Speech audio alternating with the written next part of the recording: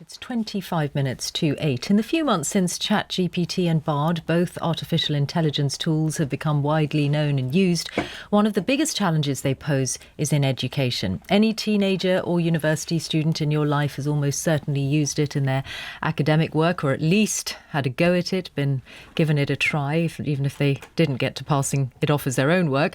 Educators are having to think very hard about where the boundaries on that use should be, if, that is, it is even possible to have such boundaries.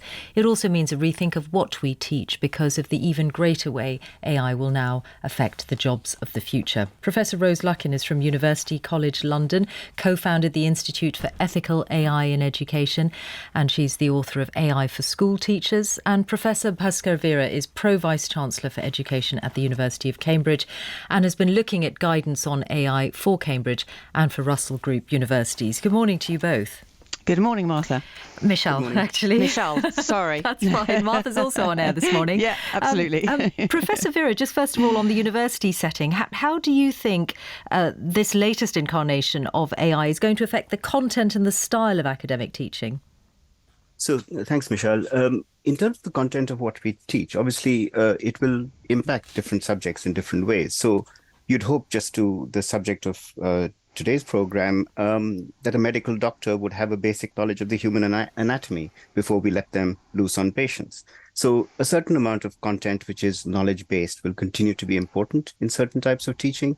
But in terms of other forms of teaching, just treating students as empty vessels that we have to fill up with knowledge, I think is no longer going to be sort of the default mode. The knowledge-based curriculum has to be replaced and supplemented with other forms of intelligence, the human forms of intelligence, the ability to make connections between previously unrelated forms of literature, to connect ideas that have previously not been connected, the sort of higher level thinking that maybe a machine isn't necessarily going to be very good at. Is it in the scientific subjects then where this is going to have the biggest impact? In terms of what we test people on, potentially, I think the knowledge that you need within the scientific subjects is not going to change. I think a basic understanding within subjects in the STEM disciplines of the laws of physics, the ways engineering systems work, I don't think that's going to go away. The ability to be able to reproduce that in an exam setting using AI might mean that we test differently. But the knowledge that people need is probably not going to be that different, because you do need an understanding of the basic systems, the basic physical systems, the way in which biology works, etc. So I'm not necessarily convinced that we won't need to teach the same things. We'll need to assess potentially differently. OK, I'll come back to that assessment thought in a moment. But Professor Luckin, your work hasn't all been about schools, but some of it has. Does this moment mean we have to seriously rethink the school curriculum, that the children of today will grow up in a world where even more jobs will be affected by AI? Thank you, Michelle. Yes, absolutely. I think it does. I think it's a pivotal moment. I think if we look across the world, the countries that are going to lead the way are the ones that have focused on ensuring that their populations have three core abilities. AI literacy, so that they can work alongside and with AI. High-level thinking skills, things like problem-solving, self-regulation, collaboration. And thirdly, knowledge about knowledge, understanding how to tell truth from fiction, understanding what knowledge is, where it comes from, what good evidence is, and knowledgeable about the world rather than being well informed, and knowledgeable about themselves, which is a key thing, because being knowledgeable about ourselves is a way of differentiating ourselves from our AI peers, and that's extremely important. But I mean, if I may say, a lot of what you're saying, I think what we're learning about the latest AI tools do seem to be able to do a lot of that. They're creative. They can create sonnets. They could probably, for all I know, they could handle this interview better than I could. Well, I'm sure that they wouldn't have got your name wrong. I can get that. That's true. So it might have been done a better job than me. But actually, no, we need to remember that what we're seeing through these tools are tools that are very good at processing information. They don't understand anything they produce.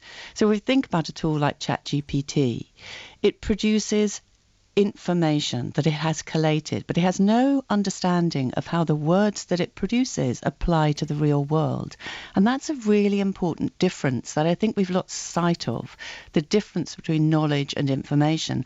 And that's why in that final point I made about knowledge, I was saying that it's important that we help students understand what knowledge is so that they can differentiate it from information. And yet, if we think about knowledge being pushing the frontiers of knowledge, pushing the boundaries of what we know, aren't there examples, Professor Vera, of AI doing exactly that? There was a study by researchers in Britain and Germany the other day that said it could even now work out better than most humans the most unconventional uses of a fork. Now, I know that might be a pretty niche thing, but it just shows, to use that term, it can think outside the box.